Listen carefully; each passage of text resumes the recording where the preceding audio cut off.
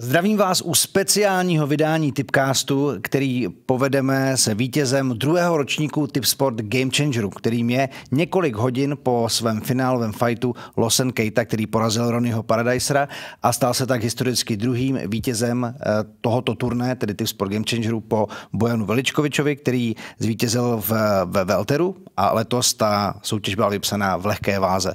Lawson Keita with the trophy, with a swollen eye, as a champion, how do you feel? Welcome and congratulations. Thank you. I feel great. If it's only that, I take it. Did you get any rest? What are your thoughts? Are you still absorbing what happened? Yeah, I think still, because it's not that long ago, so I need some time yet. It's really just a few hours, but the journey was tough and long, right? It was a long journey, especially because I had broken legs and stuff, so I needed to go faster. Otherwise, I won't be in the tournament and stuff like that. But like, I cannot complain about making weight and stuff because I'm not that big lightweight. I'm actually featherweight, so making weight is not. It was not that big for me.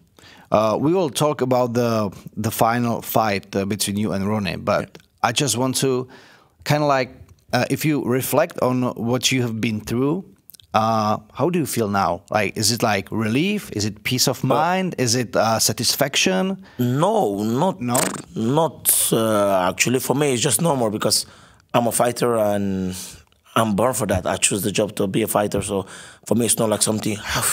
Because I know my next time I need to fight again. So I know all this stuff are great and stuff, but at the end of the day, it's just my job. Because, I was just reading the notes, and it was like, you are undisputed #1 pound for pound in the rankings. You are double champion now, like the second winner of the Tipsport Game Changer. And you just celebrated your 27th birthday, because it kind of seems like a perfect combination of best day ever, for me. That's what I'm saying. It's like the universe will take it all together and give it to me.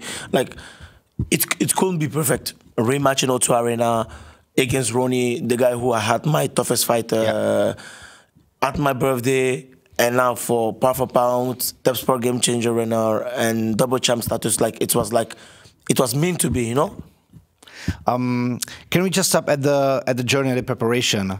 Because having the pyramid scheme, the tournament, it's how do you adjust the preparation? What's important, like the mindset, and also like how to obey to your body, because you get injured, so you can't do like 100% right after the fight, but it's just a short period of time. So can you tell us what you found about yourself maybe during this time? I would say more about a mental aspect, because training, luckily for me, I didn't have the injured and non-fight. For me, it was mentally a little bit harder because after my first fight in the Game Changer, I got rocked, so it was like my aura went a little bit down, but people don't know what I did to be there, because in that fight I didn't even train because I had the broken legs and stuff like that. So for me it was like, Keita, you are the man, keep cool, because people are saying, oh, Keita, since his broken legs, he is down. For me, it was actually mental. Okay. You also get some practices at the Dutch gym in Utrecht, right? Yeah. How important was that step? For me, it was very important because I know Ronnie is a tall fighter, and like in Dutch style, there are like always combinations, combinations, ending with kicks, combinations. So I wanted to keep the same rhythm for Ronnie. And Utrecht is not far from me. Like, we also, in my club, we do a lot of Dutch style. So I went there to fight, to spar with some Glory, just to feel the intensity, because I wanted to put the pressure on Ronnie. And so for me, it was very important to do that. The last night's clash, the fight, was the pinnacle of the year, of the tournament. It was the last fight of the card, of the evening, with the packed arena. Is this the moment that you work hard for? Is it like were you nervous? Or was it just like a perfect setup that you imagined to be, or what did you think about it? To be the truth, I think this was one of my fights I was not actually nervous about it. It's weird because I don't know, this fight, I was so confident the guy cannot beat me because the first time we meet, I was new in the game because he have a lot of experience than me. And at that time, I was not so big. I was walking around 74 kilo. I fought Ronnie when I was 74 kilo in the cage, you know. And I do 25 minutes with him. It was the first time I fought a southpaw. So at this time around, I was like, no way he can beat me. So I think this is one of the fights I was really chillax, even at the press conference, even the cage. Normally my walkout, I'm always stressful and stuff, but this time I was like, I know the guy. I was with 25 minutes with him. He's a giant. He couldn't beat me at my worst. No way he can beat me now. So I was. Okay, so huge confidence. I see huge confidence, because people were talking a lot about this fight. Because as you mentioned, the last fight from 2022, really close one. Yeah. But both of you have developed, right? Yeah. Did you closely pay attention to him, like what kind of progress he made, or were you concentrating on yourself? Yeah, definitely. I don't believe that fighters always say, yeah, I want to only focus on myself, but you are not fighting yourself. Sometimes you need to watch the guy on the other side also, and it can give you and motivation, because I didn't mess no much of Ronnie, because I know sooner or later it will come. You know, I'm that guy. I invest everything in the sport. Is the only thing I have. You know, so. Like, even sometimes I'm home, I don't have nothing to do, I watch his Instagram story because I want to know what he's doing, what he's up to, you know. So even when today before the match, I was watching like he warm up, how he's moving, so it's not always, when you have a target, you focus on the target. Okay, I understand. So, did he surprise you? No, not actually. Because I mean, you were quick, tough, and then when he tried for the takedown, it kind of like seemed like you were ready for that move. Yeah. But I mean, like, speaking of a strategy, was it like waiting for the moment for him to offer you something, and then you just definitely because I thought actually he will wrestle in the first round, and I saw in the first round he didn't wrestle, you know, and I was working on the body because I know Ronnie very well. I know the right hand always lands on him, you know.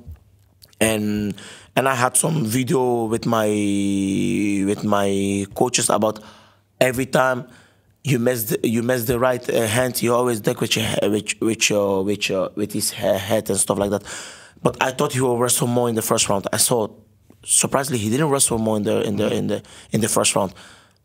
And the need came because first I missed the right hand, and then I threw the right hand exactly the same way. And he did 2 times the same mistake, and the knee hit him. And I'm someone who don't give a lot of knee in the fight. So if you see me use it against Ronnie, that's mean I work on it, you know. So yeah, it went actually perfect. You never know what may happen in the cage, right? Did you have like different scenarios for if the fight could be longer, or did you anticipate it may be a quick one? Yeah, no. To tell you the truth, no, because beating Ronnie is one thing. I knew 100% I would beat Ronnie. You know, I knew there is no way he can beat me. Like, if you saw the first round, I was dominated as hell. I was doing everything good, what I was supposed to do. But finish Ronnie, that is a different story, you know. Like, beating him, I was 100% confident he's not going to beat me. Like, all the training camp, there was no way in the training camp, I was like, yeah, I'm going to knock him out, you know. I was more even thinking about submission. Because sometimes when you try to give takedown, he gave his neck. So I was, maybe if I'm going to stop him, it's going to be a submission, not a knockout. And yeah, and it came by himself. You know, people talk about the fight also because you shared the #1 position in the P4 ranking. And you weren't exactly happy about that, right? So now is it like a sense of satisfaction that you were able to, this rivalry maybe settle once for all? It's not like I was not happy with it, because if they did it before pound for pound, me and Ronnie at the first time, I don't mind little promo, you know. But it was not like that before. They changed it later. But before it was Kinzo, Ronnie, and then me. And for me, that was not all right, you know. I shouldn't be behind Ronnie. I accept it because we are fighting soon. If they want to put both of us at the first, and then we fight for it, I accept it. A little bit of rivalry cannot be mad. It also is good for the promo and stuff. I understand it. Yeah. But you cannot put me behind a guy who I beat already.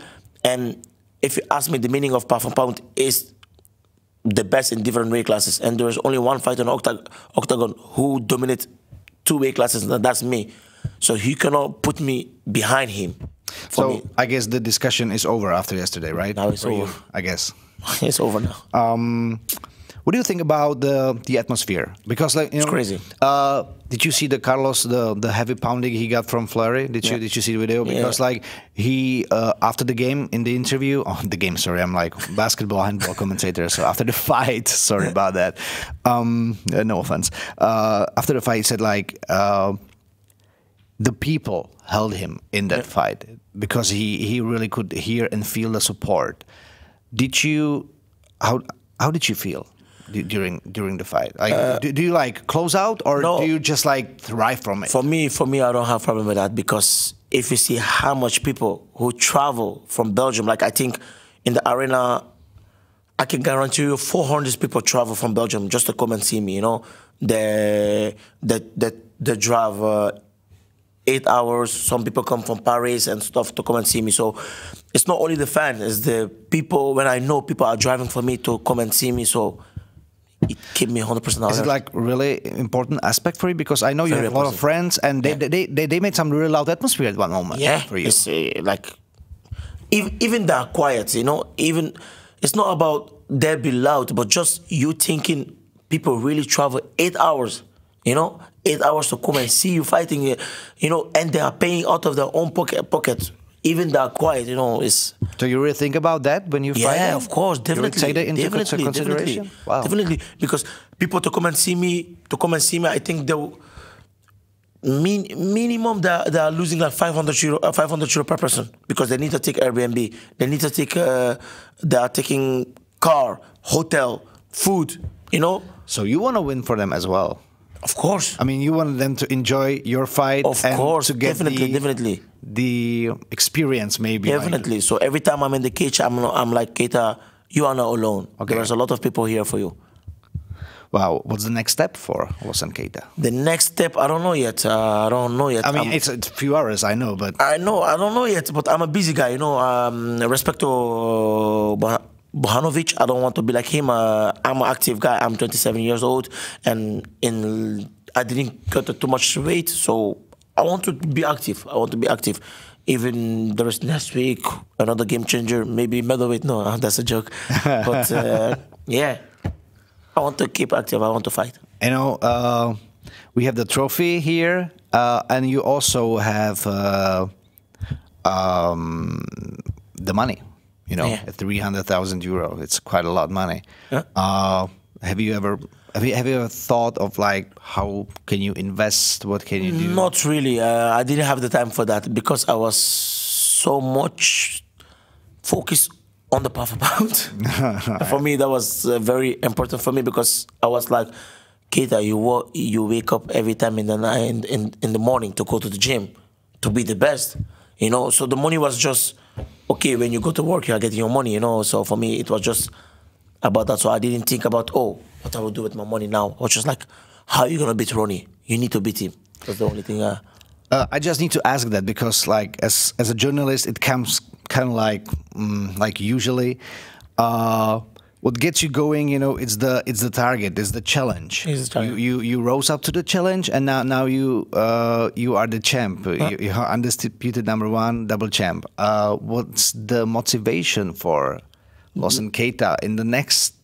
My motivation is simple. My is not when I think about how I was before. Mm-hmm. I don't need more motivation than that, you know. So how I was before, in terms of speaking, I don't belong here, you know. So, and when I'm here, I want everything. Okay. So there is my motivation is simple. Natural winner. You know, my motivation is simple. I guess I understand it. During practices, you often fight against Czech and Slovak fighters. Can you tell me, like, the level of quality they've shown or they've progressed? Yeah. The very great fighter, good character. For me, the one of the hardest fighter in terms of Europe. Just skills wise, I think they have a little bit lack of that. But like character, are really beast. Like example, I fought with Tihota. You know, I bring every bumps, and the guy survived 4 rounds. You know, so that's the term. Character wise, they're very good. For next year, there already is confirmed the 3rd edition of Tipsport Game Changer. Yeah. The biggest favorite, according to the Tipsport odds, is Kerim Engizek. Yeah. And there's also French guy, Anthony Salmon, that according to Ondřej Novotný, you recommended him. Yeah, it was me. What's the story behind it? The story behind it is he's a great fighter. He's a brawler. He have a good style, and they needed somebody in his weight classes. And I knew he was in PFL, but in different weight classes. He was fighting light heavyweight, not his weight classes. Okay. And when I saw his performance, he did that. He even fought against Will Fleury. And Will Fleury couldn't finish him, you know, and he is a middleweight. So that showed the character he has. So I think he'll be something great for Octagon, actually. Can he go far? I really believe so. You know, Kerim Engizek is a great fighter, but I think he can surprise people. Okay. Win or loss, he can surprise people. Okay. Kind of seems like you're starting your own, you know, business and your I'm just horses. a chill guy. All right. Speaking about the trophy, this isn't the big one from the cage, right? Yeah, this is like a go home trophy, take away trophy, right? Now I see it. I didn't know that. Was it heavy? Yeah. And after the fight, like, was it really? After the fight, I needed all my coaches to pick it up, you know? So that's why when I see the guy pick it up out of the car, I say, you want me to help you? And he said, no, I can take it alone. I was like, huh? Am I weak or what? Because I remember the trophy because after the fight, I didn't get the trophy because I went to the press conference, so I didn't know they changed the trophy. I thought it was the same trophy. Okay, I wanna finish with I don't wanna call it like philosophical question because I mean I know you didn't get some sleep and I don't wanna be like difficult on you. Try but me. Few years from now, when someone says Tipsport Game Changer 2024, what would your biggest memories will be? If you just try to imagine just when you look around and be like, wow, the 2024 was... That's my biggest memory in Tipsport Game Changer. I would say the fight against Agi. I would say because everything I went through to go to that fight, okay, and get rocked in the fight in the 3rd round, with this cardio I had, with this physique I had, no training, no sparring, and normally that fight should bring a lot of people down, you know, the mental should go down, but that fight bring me up to another level. I was like, bro, even with the broken legs, with this kind of physique, these people cannot even beat you. He even rock you, he got your back, everything, he cannot beat you, bro, you're a monster. So that bring me to a different step of like, well, I mean, the guy. You mentioned the broken leg, which was, you know, obviously a tough injury and a tough hurdle to overcome. What did you learn about yourself back then to overcome it? Come back, return better. I'm not Iron Man. I learned about myself because I broke it 2 times. Okay, it's crazy. So that was the thing I learned about myself because I broke it. I went to the fight. I fought Nico Samsonidze, and then I went back to the gym. I trained. I broke it again. So I broke 2 times my leg in 4 or 5 months. You know, so it showed me, Keita, you are a human too. So take it easy. Okay, Lawson Keita, undisputed #1 in pound for pound ranking and double champion. It was a pleasure speaking with you. Pleasure and to be here, so. Can I shake hands with the champ? Of course. Congratulations once again. Thank you very much. Take care of the trophy, I will. I wish you best of luck in the upcoming future, whatever you choose to fight and to be. You'll be a great year next year. Can't wait. Okay. Can't wait as well. Takže, přátelé, fanoušci, Lawson Keita se nám exkluzivně v Tipcastu vyjádřil o tom, jaký byl Tipsport Game Changer, jeho 2. ročník, samozřejmě to finále s Ronem. Doufám, že jste si ten rozhovor užili, bylo to velice bezprostřední a budeme se těšit na další Tipcasty v roce 2025. Mějte se hezky.